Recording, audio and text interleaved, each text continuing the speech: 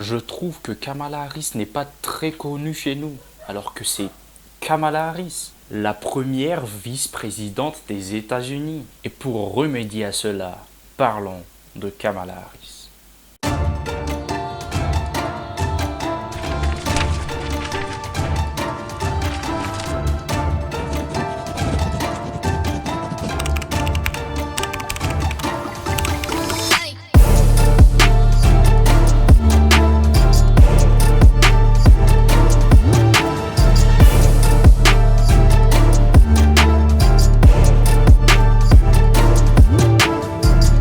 Kamala Harris, née le 20 octobre 1964 à Oakland, en Californie, a grandi au sein d'une famille aux origines culturelles variées. Sa mère, Shyamala Gopalan, était une chercheuse indienne experte en cancer du sein, tandis que son père, Donald Harris, était un économiste originaire de la Jamaïque. Mais ses parents divorcent lorsque Kamala Harris a 7 ans. Kamala Harris et sa sœur vivent principalement avec leur mère. Et il faut savoir que sa mère était très engagée politiquement au point d'emmener la petite à des manifestations.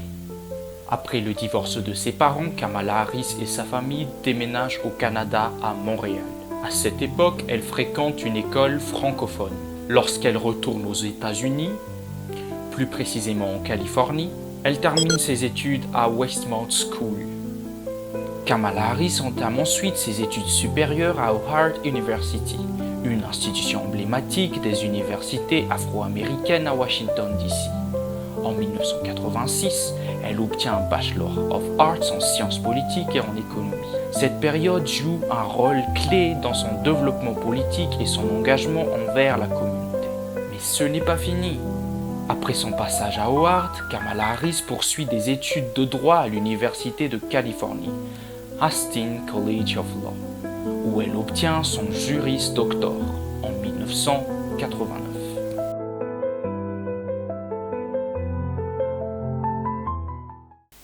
Kamala Harris commence sa carrière en tant que procureure adjointe, en Californie bien sûr, et elle se concentre principalement sur des affaires criminelles.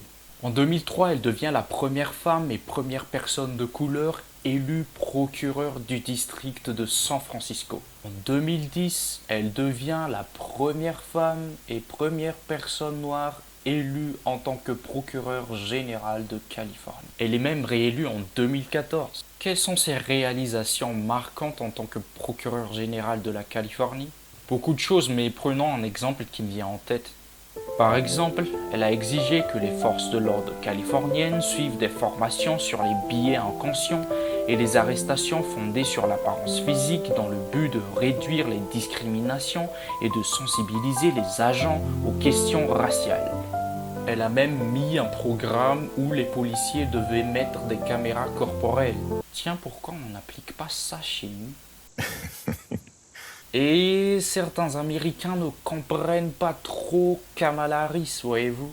Pour certains, elle est progressiste, pour d'autres, elle est un peu versatile. Comme pour le programme des caméras où elle laissait aux policiers le choix de les allumer ou pas.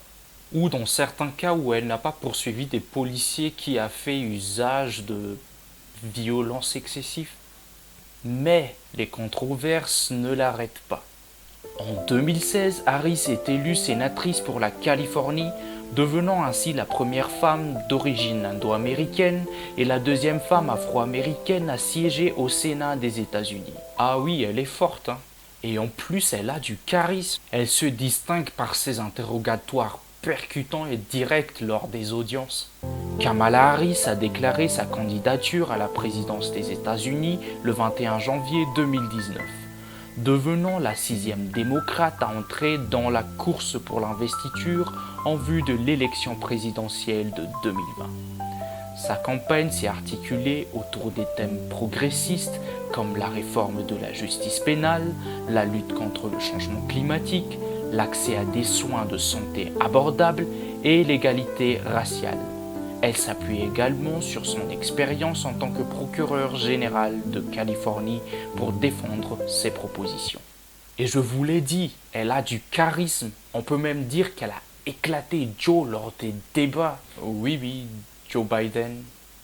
Lors des débats primaires, Kamala Harris a marqué les esprits par ses interventions, notamment en confrontant Joe Biden sur ses positions passées concernant la ségrégation raciale. Cette confrontation a mis en lumière sa candidature et a suscité un regain d'intérêt pour sa campagne. Mais le 3 décembre 2019, elle annonce l'annulation de sa campagne présidentielle. Kamala Harris a été contrainte de mettre fin à sa campagne en raison de problèmes financiers et d'une chute notable de son soutien dans les sondages, malgré des débuts prometteurs. Mais ce n'est pas la fin de l'histoire. En août 2020, Joe Biden choisit Kamala Harris comme colistière.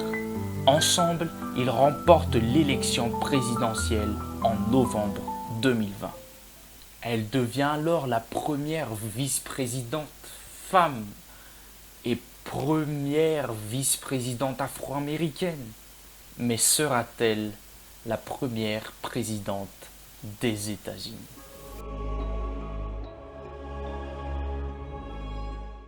Vous le savez déjà, c'est Donald Trump qui a été élu. Initialement, c'était pas Kamala Harris qui était censée affronter Donald Trump, mais Joe Biden. Mais nous assistons à un Biden incohérent et affaibli.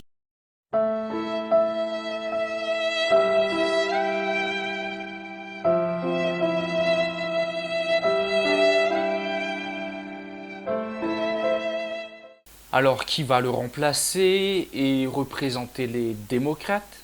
Eh ben, sa vice-présidente.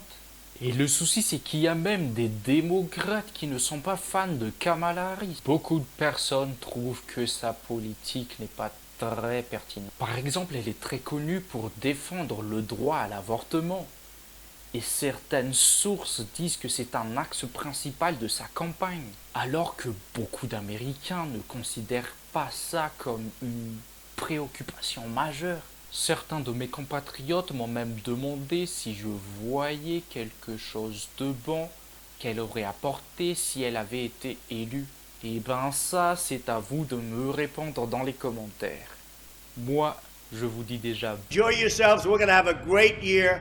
Have a really, really happy New Year.